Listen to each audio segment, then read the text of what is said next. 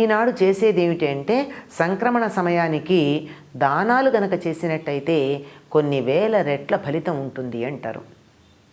తప్పనిసరిగా ఈనాడు ఏం చేస్తారు, కూష్మాండ దానం చేస్తారు. కూష్మాండం అంటే గుమ్మడి పండు. గుమ్మడి పళ్ళు బాగా వచ్చేటటువంటి కాలం. ఇవి సంవత్సరం అంతా నిలవ ఉంటాయి.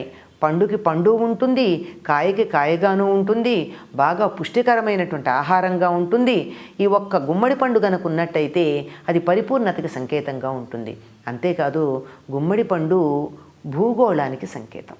ఈనాడు బలిచక్రవర్తి భూమి మీదకి వచ్చి భూమినంతా పరిపాలించటానికి విష్ణువు అనుమతించినటువంటి రోజుగా చెప్పబడుతూ ఉంటుంది. మనం అంతగా చేసుకోం, కానీ కేరళ ప్రాంతంలో బలిచక్రవర్తికి సంబంధించినటువంటి పండుగగానే చేసుకోవడం మనం గమనిస్తూ ఉంటాం. బలిచక్రవర్తికి ప్రధానమైనటువంటి లక్షణం ఏమిటి అంటే దానం చేయడం. ఆ దానం చేస్తాన్న మాట మీద నిలబడే కదా 3 అడుగుల దానం శుక్రాచార్యుడు వద్దంటున్నా వామనుడికి ఇచ్చింది. ఒక మనిషిని సంతృప్తి పరచాలి అంటే వారికి ఇష్టమైన పని చేయడమే మనకి ప్రధానంగా కనపడుతుంది.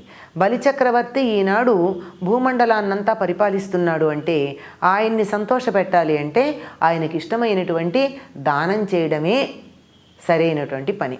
కనుక ఈనాడు బలిచక్రవర్తిని, ఆయన ఆరాధ్య దైవమైనటువంటి విష్ణుమూర్తిని సంతృప్తిపరచాలి అంటే గుమ్మడి పండుని దానం చేయడం సరిపోతుంది అంటారు. అంటే ఈనాడు ఎవరైనా గుమ్మడి పండును కనుక దానం చేసినట్టయితే అది భూమండలాన్నంతా దానం చేసినంతటి సత్ఫలితాన్ని ఇస్తుంది అని పెద్దలు మనకి చెప్పేటటువంటి మాట.